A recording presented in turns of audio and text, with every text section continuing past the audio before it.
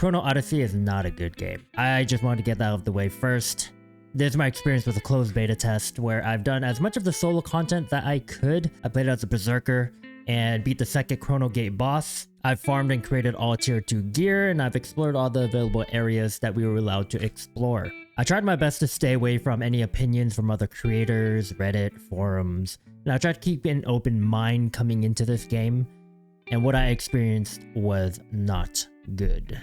I'm going to start with the story and its progression. During the developer interview, one of the executive producers mentioned that the stories we will experience is one that we will create through our adventures and explorations that we choose. That is not the case.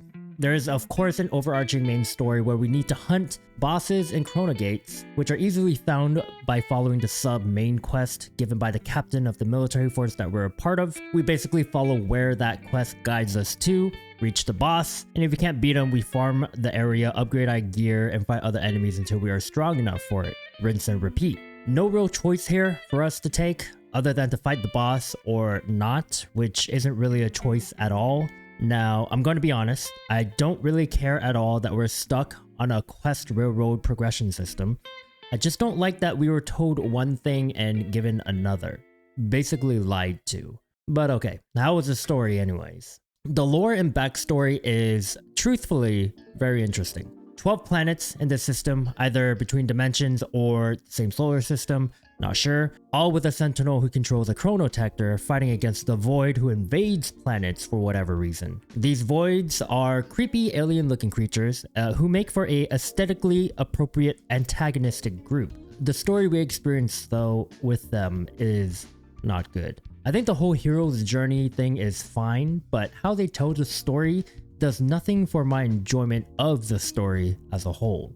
A majority of the quests have no voice acting, so you're just running around reading these tiny text boxes to find out where to go next. Yes, there is voice acting, but it's very infrequent and used for the most random moments. Like when we're heading to town for the first time and a weird monk follows us, and they thought it would be best that he was voiced during our walk instead of the other characters who actually drive the quest forward, like the captain or Boulder. Fie. These cursed knees of mine. This isn't it, and as a story enjoyer, this was extremely disappointing. So what about the combat and the gameplay, which is arguably the most important part of the video game? This game is essentially New World, but from Temu, a Korean version of New World's mechanics all watered down to be literally worse. They took everything from the dual-wield weapon skill focus system to the gathering and to the crafting and just made them somehow more dreadful. New World, I believe, doesn't have a class system and instead allows people to create any combination of builds of the available weapons to fit any role that they want, be it tanking, healing, or dealing damage. Again, note that you can use any weapon in the game. In Chrono Odyssey, there are 6 classes, all with different unique weapons up to 3. So you're limited in build variety and will have to create a different alt character to test and play with other weapons. So if you like the Chainblade from Berserker or the Great Sword from the Swordsman, well, too bad, you can't have them both. Which is really a huge shame and a huge step back from Chrono Odyssey in this regard.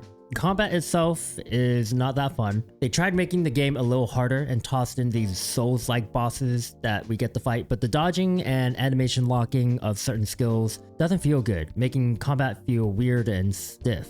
The lock-on feature is also atrocious, especially when you're playing as a ranger. Ranger requires you to actually aim right on the target or you'll completely whiff your attack, so you would think that locking on would prevent you from missing, right?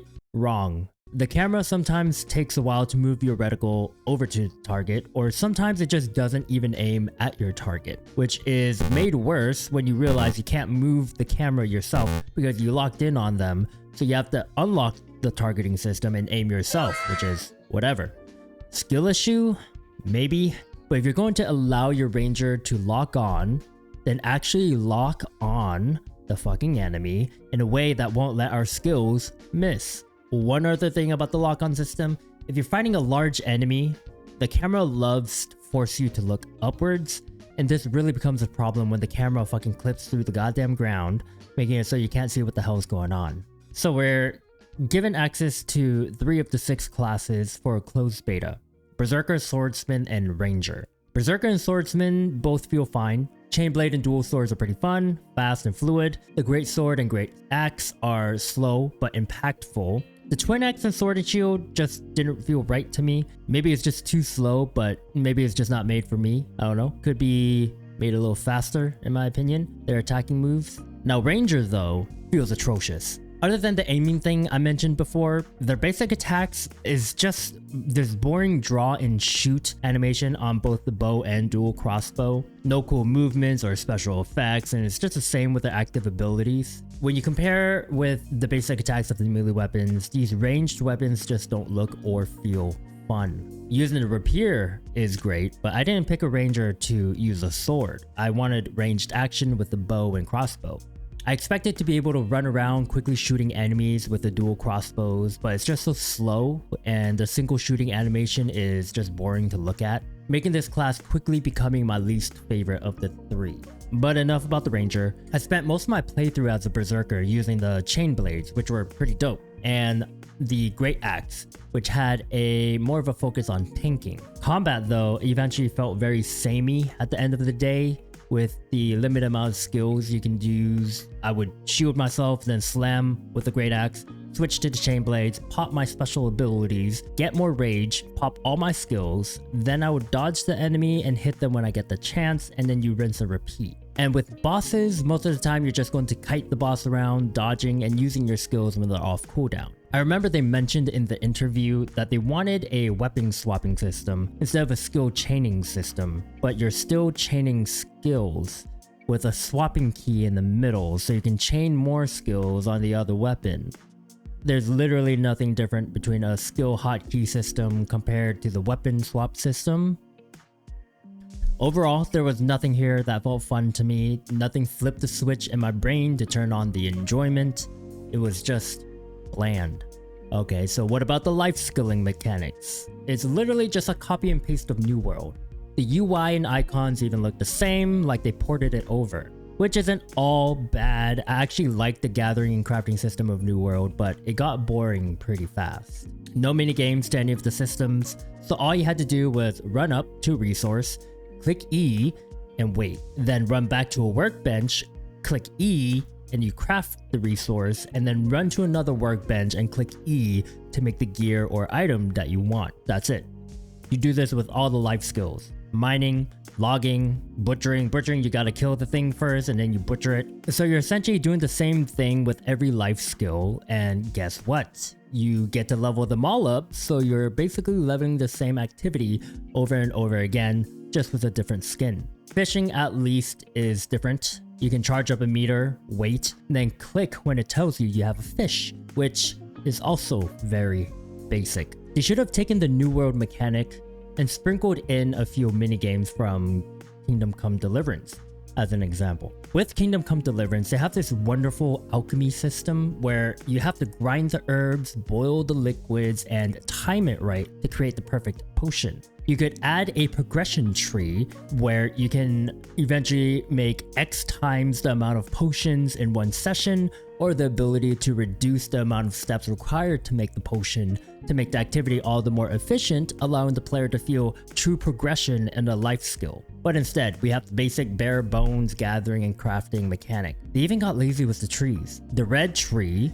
is literally just a mature tree, but it glows red. Couldn't even make a different looking tree in Blender or something. Life skill mechanics are not interesting and basic and has way too much room for improvement. Now let's talk about the world design.